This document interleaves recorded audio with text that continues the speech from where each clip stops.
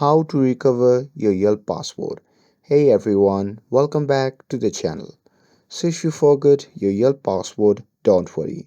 Well, in this video, I'll show you how to recover it in just few simple steps. So now without further ado, let's get started. So first thing first, open the Yelp app on your phone and here make sure that you are on the login screen of the Yelp app. And here once you see the interface like this, you can simply enter your email and here if you forget your password, you can just tap on the forget password just below the password field button.